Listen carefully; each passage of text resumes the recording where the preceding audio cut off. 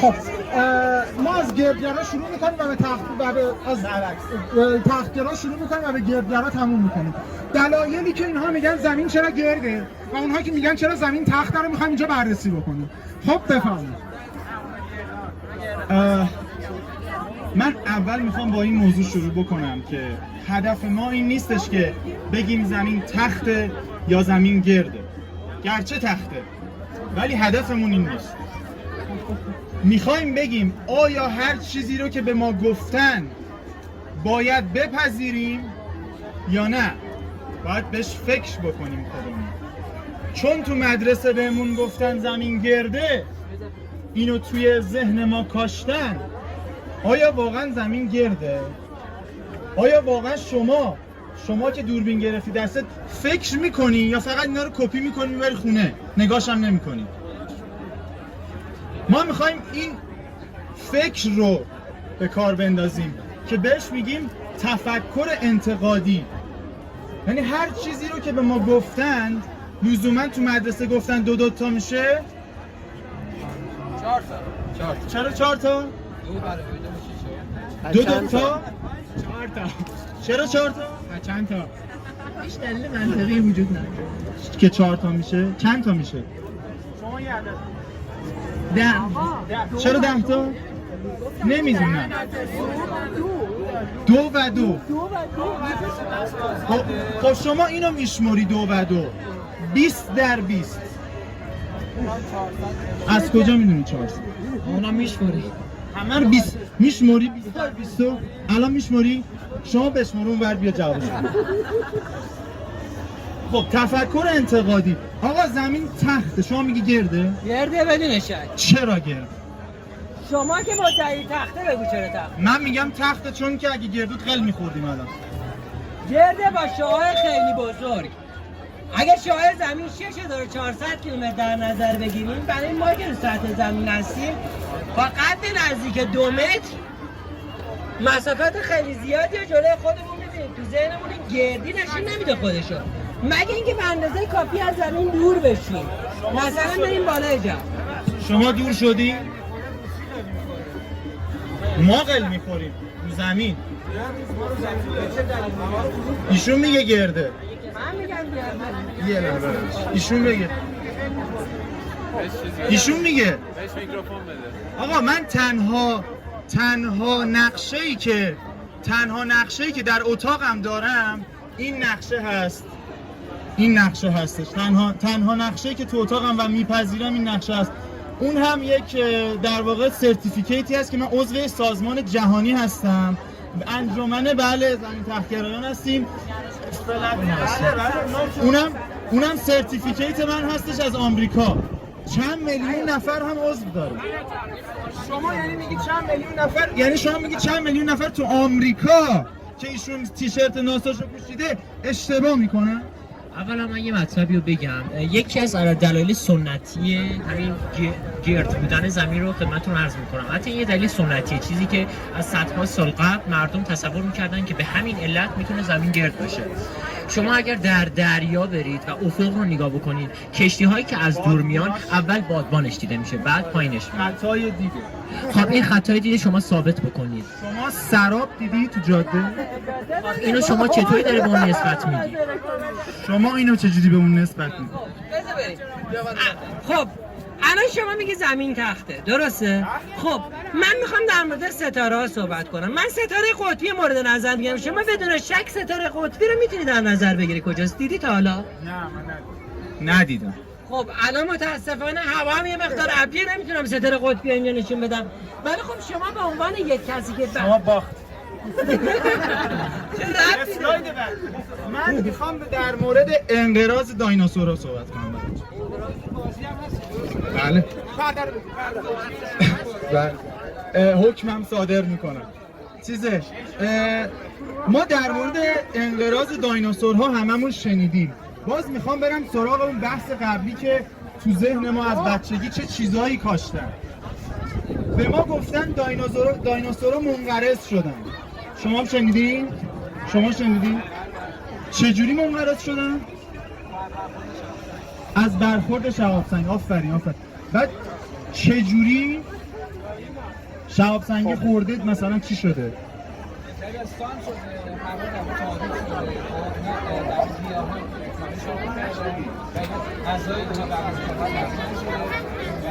شهاب سنگ چی شد؟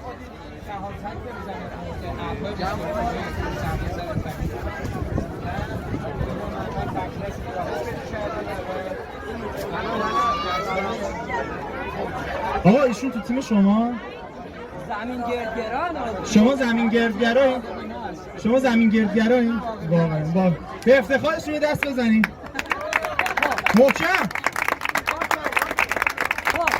ولی همش اشتباه. دلیلش این بوده شهاب سنگ اومده خورده به زمین، اینا پرت شدن تو فضا. آقا این آقای ماه منظرم که دنبال حیات در کیهان میگرده، دنبال اینا میگرده که پرت شدن.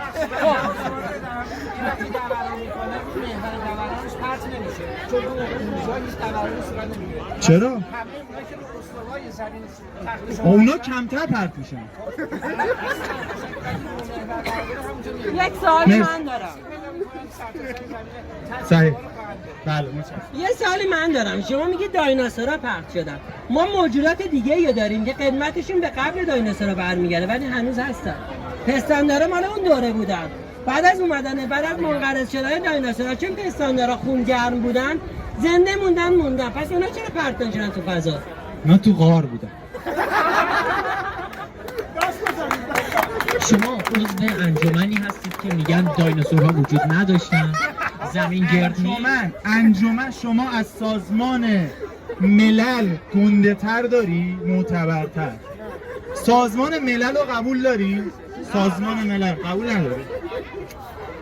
آقا سازمان ملل لوگوش زمین تخته. چون لوگوش زمین تخته یعنی واقعا زمین تخته دیگه. پس چی؟ یعنی ملاک شما علامت سازمان ملل داره. سازمان ملله نیویورک آمریکا. اگر من تو سازمان ملل برم بگم آره کهکشان مستطیله، شما باید قبول کنید. نه دیگه، من میرم میگم مستطیل، شما باید قبول بکنید. چون من تو سازمان ملل باید قبول. آقا شما میگی اون کره زمینه دیگه، پس چرا همه مساحتش چرا اومده بالاش؟ من میگم یه لحظه اجازه بده. شما این نقشه رو میدونی کی کشیده؟ بله. 1000 سال پیش ابوریحان بیرونی زحمت کشیده این نقشه رو کشیده. الان لوگو سازمان ملله، مثل شعر سعدی که در سازمان ملل زد. ولی اونا قدرشو میدونن، ما نمیدونیم. شما لوگو ناسا خارجی مال آمریکا رو میزنی، ابوریحان بیرونی رو کار نداری؟ منم میتونم دفاع کنم؟ من دیگه حرفی ندارم. من میکروفون آقا شما داری اینو میگی. اول از همه که این یه عکسه. نکته دوم، ابوریحان 1000 سال پیش این محاسبات انجام داده، به یک نتیجه رسیده. دلیل نمیشه که با کسی که 1000 سال پیش یک محاسباتی انجام داده، یک نتیجه گرفته، بگیم همه حرفاش درسته. علم پیشرفت کرده و الان ما به اندازه‌گیری‌هایی که انجام دادیم که اتفاقا بخشی از این اندازه‌گیری‌ها برمیگره به اندازه‌گیری خود ابوریحان بیرونی که محاسبه کرده و گردی زمین، شعاع زمین رو حتی به دست آورده. دانشمندانی مثل عبدالرحمن صوفی رازی، خود ابن سینا، اینا کسایی بودن که شعاع زمین رو اندازه گرفتن. بر اساس چی؟ همون چیزی که اول شما اجازه ندادیم من توضیح بدم، عوض شدن ارتفاع ستاره قطبی. آقا من تا نبینم باور نمیکنم.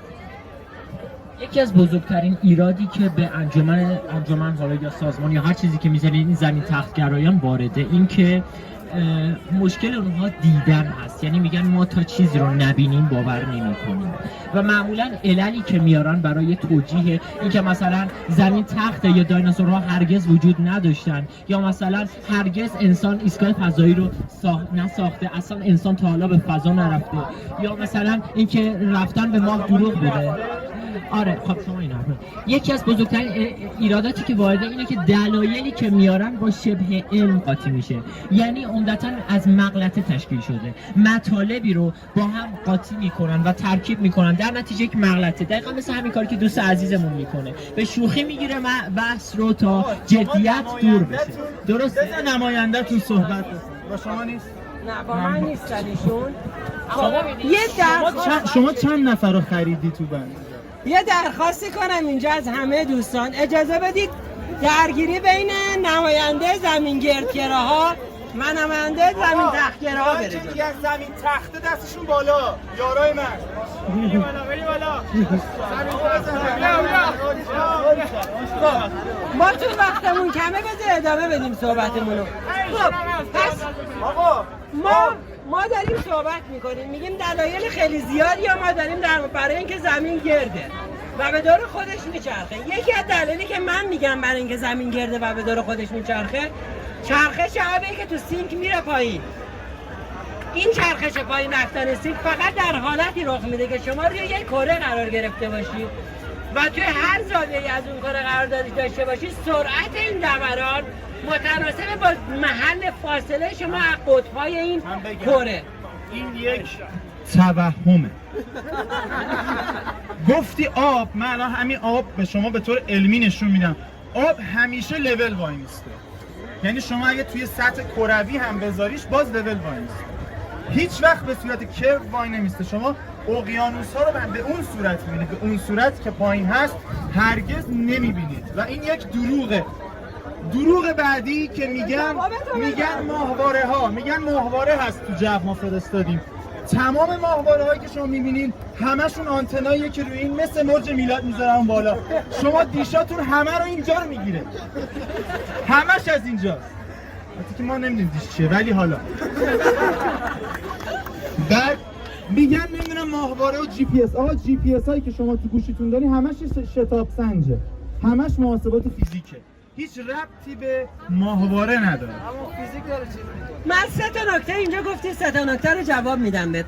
نکته اولی که گفتی که آب باید به صورت کرو ما حساب میکنیم وای میسته، ولی آب همیشه سطح صافه. اگر شما یک ظرف کوچیک رو بگیری که این ظرف کوچیک ابعادش با ابعاد زمین قابل قیاس نباشه، بله سطح صاف میمونه. چرا؟ چون تمام مولکول‌های سطح این آب فاصله‌شون از مرکز گرانش برابر میشه. بنابراین وقتی مرکز گرانش ما مرکز زمین هستش، طبیعیه که اتفاقاً تمام سطح اقیانوس‌ها باید کاملاً گرد باشه. این نکته اول. نکته دوم که گفتی رفتی در مورد ماهواره‌ها صحبت کردی، درسته؟ گفتی ماهواره‌ها اینه. خب من ما دیش نداریم. همسایه‌هاتون که دیش دارن احیانا دیدین همشون رو به جنوبن، هیچ کدام رو به آنتن برج میلاد نیست. تازه وقتی که ماهواره تو ایران ممنوعه، مگه تو ایران ممکنه یک دکل گذاشته باشن که شما اینطوری دیش رو میذاری بیاد بگیره؟ نکته دوم. نکته سوم، صحبت در مورد جی پی اس گفتی. من گوشی موبایلم رو اینجا خاموش میکنم، با هم میریم یه گوشی دیگه تهران، گوشی روشن میکنم و همونجا میبینید که مختصات منو دوباره درست نشون میده. اگر شتاب سنج قرار بود شتاب رو بسنجه، باید گوشی من از اینجا تا اونجا کار میکرد و تغییرات شتاب رو اندازه میگرفت و مشخص میشد که من جام عوض شده. پس جی پی اس واقعا توسط ماهوارهایی که به دور زمین میگردن محاسبه میشه.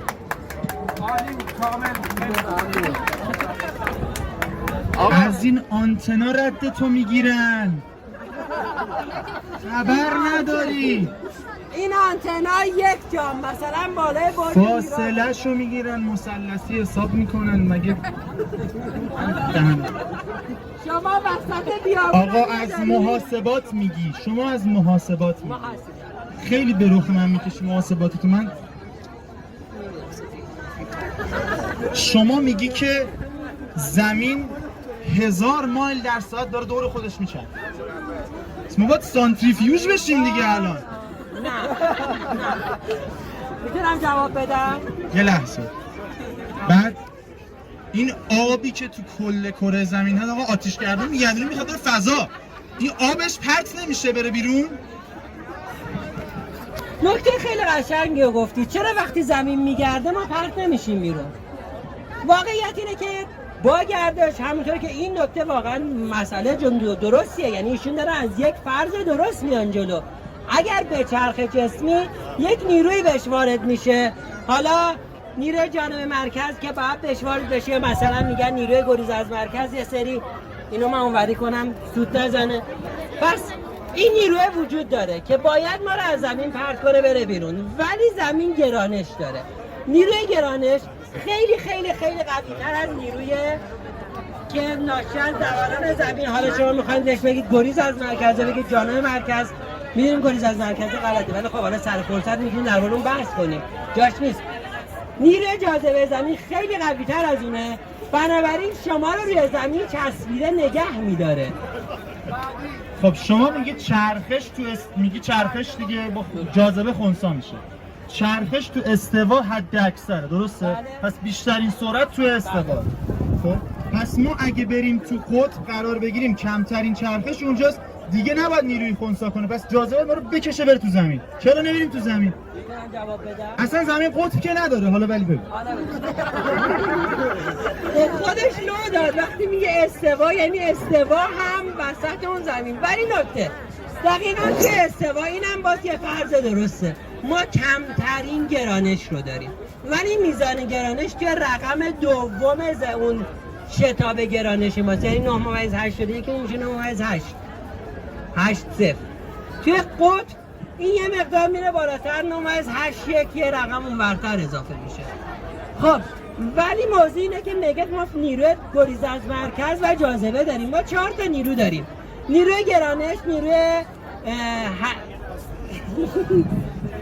گرانش، نیروی الکترومغناطیسی، هسته ضعیف یا قوی. این دوتا رو میندازیم کنار، نیروی گرانش و الکترومغناطیسی کار میکنیم. گرانش ضعیف‌ترین نیروی اتفاقا. الان چه عاملی باعث میشه من توی زمین فرو نرم؟ زمین تخته. به خاطر نیروی دافعه الکترون هایی که تو سطح زمینه. توی قطبم بری زیر پات پل الکترونه که پاتو دفع میکنن و نمیذارن فرو بری. آقا اینقدر شما از محاسبه میگید، من میگم زمین شما میگی با 1000 مایل در ساعت داره دور خورشید میچرخه، بعد دور خورشید هم داره 66000 مایل در ساعت میچرخه، بعد تازه 450000 مایل در ساعت با خود خورشید داریم تو کهکشان بالا پایین میریم. چرا این ستارهایی که تو آسمون میبینیم جابجا نشدن از چند صد هزار سال پیش؟ خیلی قشنگ بود ولی کم نیاوردم. ستاره فاصله‌شون با ما خیلی زیاده، درست مثل اینکه شما توی یه ماشین نشستی و از دور یه کوهی رو نگاه میکنی. وقتی حرکت میکنی اجسام میگن نزدیکتر به شما هم جابجا میشن، ولی اون کوهی که خیلی دوره تغییر جابجایی خیلی کمی داره. ولی ما اتفاقا با جابجایی ستاره ها در طول یک سال فاصله ستاره رو اندازه میگیریم. یعنی اینکه میگید ستاره ها جابجا نمیشن، چرا؟ با دوران زمین به دور خورشید جابجا میشن. 1 2 با گذر زمان هم جابجایی ستاره ها ثبت شده و الان توی نقشه‌هایی که از اقوام مایا داریم، نقشه‌هایی که مال چند هزار سال پیش آسمونه و الان جابجایی ستاره ها رو میبینیم. شما که دیگه نماینده ناسای مشخصی دیگه، معلوم الحالی. میگم که موقعی که اولین در واقع ماهنشین نشست، این عکسشه، این عکس اولین ماهنشینه. کی این عکسو گرفت؟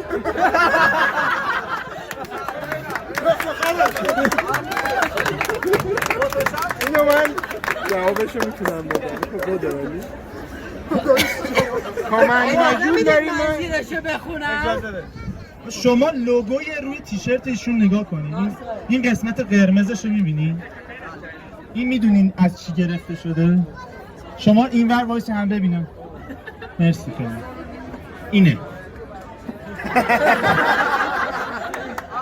این همش دروغه، همش دروغه، مگه نه؟ دروغ است. برگردیم اسلاید قبلی. خب This is the first photo of Apollo 12.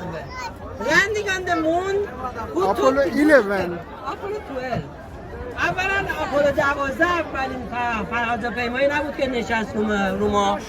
اولیش آپولو 11 بود با مسافر، یعنی با فضانورد. دوم اینکه یعنی با هم دست جمعی مثلا ما شمال اینا رفتن ماه. دوم اینکه این عکس لحظه فرود نشون نمیده، لحظه برخاست نشون میده. سوم اینکه دقیقاً اونی که فرود اومده رفته بیرون عکس گرفته از سکونه‌ای که فرود اومده. خب نه یه چیزی هر کدوم از این آپولوها چند قسمت بوده. یک کامن ماجول بوده که دور مدار ماه میچرخیده، یه دونم لندر بوده که میرفته میشسته و برمیخواسته. ولی این میتونه ببینید این دروغ‌ها تا کجای ذهن جوانای ما رسوخ کرده. بریم بعدی. شما میگین ماهواره، این همه عکس از زمین گرفتن از ماه و نمیدونم بیرون و اینا، ما 13,000 تا ماهواره حداقل داره میچرخه. چرا هیچ کدومشون توی عکس‌ها نیستش میگیرن از زمین خوشگل آبیا؟ ماهواره تو فاصله‌های مختلف به دور زمین میچرخن. ماهواره نزدیک داریم، ماهواره دور داریم و اگر شما فاصله درست، یعنی فاصله‌ای که داخل اون مدار شما ماهواره باشه عکس بگیری، قطعا ماهواره ها میفته. شما در شب‌هایی که ماهواره نزدیک از بالا سرتون رد میشه، تو میتونید خیلی از اینا رو ببینید تو آسمون. به صورت یک فیلم دارم نور ازش. تو آسمون شروع میکنن حرکت میکنن. از یه جایی که آسمون روشن میشه، نورش هم کم و زیاد نمیشه، میاد تا یه گوشه دیگه خاموش میشه. آقا من میخوام تیر آخر رو بزنم. خب فیلمش هم من دارم. این عکسش کی میشناسه؟ باریکل، به افتخارش یه دست بزنید. شما گفتید باریکل، ولی دروغه همش. این میگن جای پای آرمسترانگ روی ماه. این قشنگ رداشو نگاه کنی از بین نمیره. حله هست، اتفاقا مدرک خوبیه. این ردای زیر کفششو ببینین، خوب نگاه کنین. زمستونیه، دمپاییه. حالا اینو نگاه کنین، این کفشای واقعیش. شما رد میبینین؟ خب لباسای فضانوردی لباسای چند لایه هستن. فضانوردا برای اینکه اول از همه یک لباس کاملا بسته میپوشن، یعنی همینطوری که میبینید کفش و لباس و بدن و کاملی بسته است که هیچ هوایی رد نشه ازش و داخل این فشار هوا رو متعادل میکنن. چرا؟ چون اگه فشار هوا کم بشه تمام بدن، مایعات بدن شروع میکنه به تبخیر شدن. روی این لباس دو لایه دیگه لباس قرار میگیره، از جمله پوتینی که تو این عکس نیست. یعنی این عکسی که اینجا هست لباس کامل نیست، اون لایه زیرینه. روی این یه پوتین هست که اتفاقاً من بعد عکسشو میگرفتم میآوردم، ولی شما قشنگ میتونید با یه سرچ راحت توی گوگل لباس کامل فضانوردی و پوتین فضانوردی رو ببینید که دقیقاً خود پوتینش هم توی غرفه بغلی همین هست که زیرش همینطوری راهه. دروغ قشنگی بود. ایشون یه سوال دارن. دایت کاناداست دیگه؟ بیا با اسکایپ باهاش حرف زدیم. آره راست. خب اون موقعی که حرف زدیم ساعت چند بود؟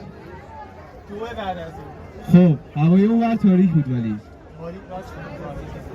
خب اگه تخت باشه چرا اون ور باید تاریک باشه؟ اینم خریدم. آقا من دیگه حرفی ندارم. خدا.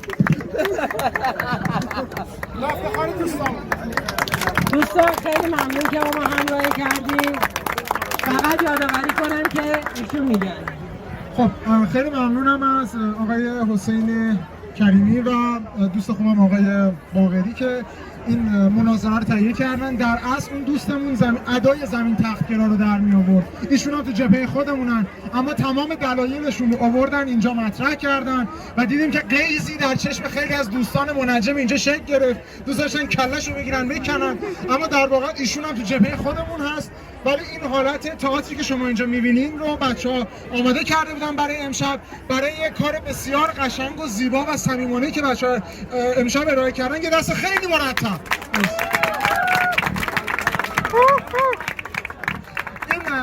این این مناظره از طرف گروه استروبیولوژی نهاد یوسن تهیه شده و دوستانی که بخوان در نهاد یوسن اطلاعات بیشتری داشته باشن از برنامه‌های دیگه میتونن بیان آیدی اینستاگرام ما رو بگیرن، ما در خدمتتون هستیم. متشکرم.